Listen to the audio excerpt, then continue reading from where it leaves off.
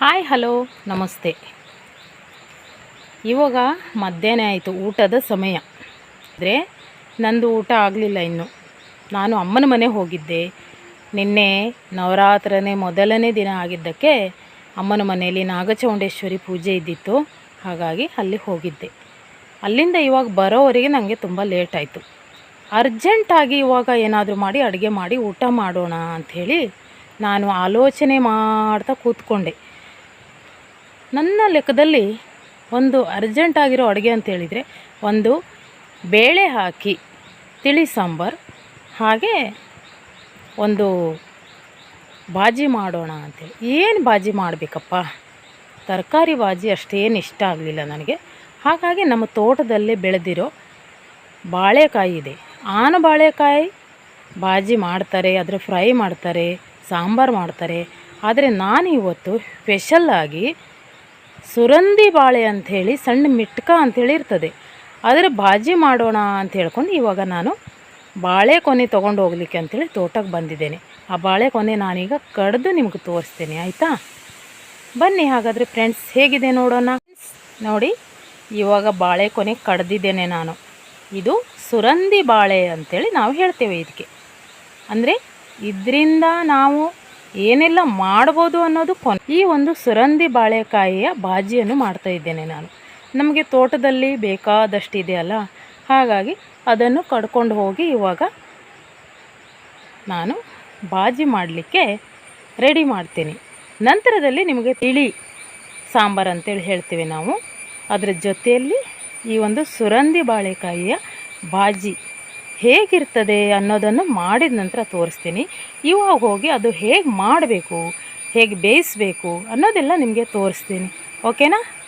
ಬನ್ನಿ ಹಾಗಾದರೆ ಫ್ರೆಂಡ್ಸ್. ನೋಡಿ ಫ್ರೆಂಡ್ಸ್, ನಾ ಹೇಳಿದ್ನಲ್ಲ ಸುರಂದಿ ಬಾಳೆಕಾಯಿ ಬಾಜಿ ಹೇಗೆ ಮಾಡೋದು ಅನ್ನೋದನ್ನು ನಾನು ತೋರಿಸ್ಕೊಡ್ತೀನಿ ಅಂಥೇಳಿ. ಇವಾಗ ನಾನು ಬಾಳೆ ಕೊನೆ ತಂದು ಅದನ್ನು ಒಂದು ಪಾತ್ರೆಯಲ್ಲಿ ಹಾಕಿ ಈ ಥರ ಬೇಯಿಸಲಿಕ್ಕೆ ಇಟ್ಟಿದ್ದೆ. ಇವಾಗ ನೋಡಿ ಬೆಂದಿದೆ, ಈ ಥರ ಸಪ್ರೇಟ್ ಆಗಿದೆ.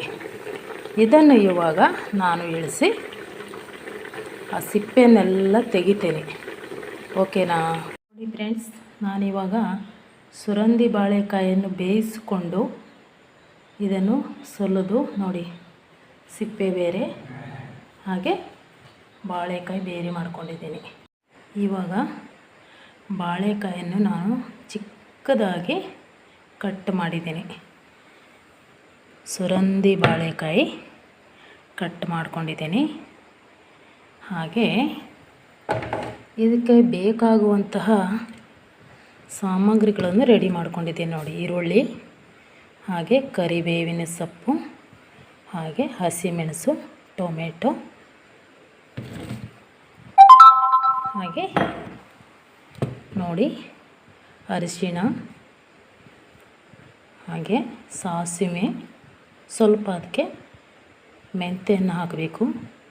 ಇದು ಬಾಳೆಕಾಯಿ ಆಗಿರೋದ್ರಿಂದ ಸ್ವಲ್ಪ ಗ್ಯಾಸ್ ಆಗ್ತದೆ, ಹಾಗಾಗಿ ಜೀರಿಗೆ ಇಲ್ಲಿದೆ ನೋಡಿ, ಇದನ್ನು ಚೂರು ಹಾಕಬೇಕು.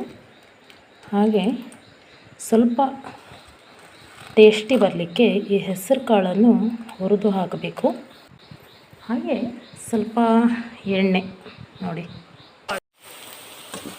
ಇದರಲ್ಲಿ ನಾನು ಫಸ್ಟ್ ಎಣ್ಣೆ ಹಾಕ್ಕೊಂಡಿದ್ದೇನೆ. ಬಂಡೆ ಇಟ್ಕೊಂಡು ಎಣ್ಣೆ ಹಾಕಿ ಸ್ವಲ್ಪ ಇಂಗನ್ನು ಹಾಕಿದ್ದೇನೆ. ಇಂಗು ಹಾಕಿ ಸಾಸಿವೆಯನ್ನು ಹಾಕ್ಕೊಂಡು ಫಸ್ಟ್ ಹುರ್ಕೊಂಡಿದ್ದೇನೆ. ನಂತರ ಇದರಲ್ಲಿ ಸ್ವಲ್ಪ ಹೆಸರು ಬೇಳೆಯನ್ನು ಹಾಕಿದ್ದೇನೆ ನಾನು. ಹೆಸರು ಬೇಳೆ ಹಾಕಿ ಜೀರಿಗೆಯನ್ನು ಸ್ವಲ್ಪ ಹಾಕಿದ್ದೇನೆ. ಹಾಗೆ ಅದರ ಜೊತೆಯಲ್ಲಿ ಹಸಿಮೆಣಸು ಹಾಕಿ ಹುರ್ಕೊಂಡಿದ್ದೇನೆ. ಹಸಿಮೆಣಸು ಸ್ವಲ್ಪ ಕೆಂಪಾದ ಮೇಲೆ ಈರುಳ್ಳಿಯನ್ನು ಹಾಕಿ ಹುರ್ಕೊಂಡಿದ್ದೇನೆ. ಈಗ ಈರುಳ್ಳಿನೂ ಸ್ವಲ್ಪ ಕೆಂಪಾಗಿದೆ. ಇವಾಗ ನಾನು ಟೊಮೆಟೊ ಹಾಕ್ತಾಯಿದ್ದೇನೆ. ಟೊಮೆಟೊ ಹಾಕಿ ಇದನ್ನು ನೀರು ಪೂರ್ತಿ ಒಣಗೋಗೋವರೆಗೆ ಹುರ್ಕೊಳ್ಬೇಕು. ನೋಡಿ ನೀರು ಬಿಡ್ತದೆ ಇದು. ನೋಡಿ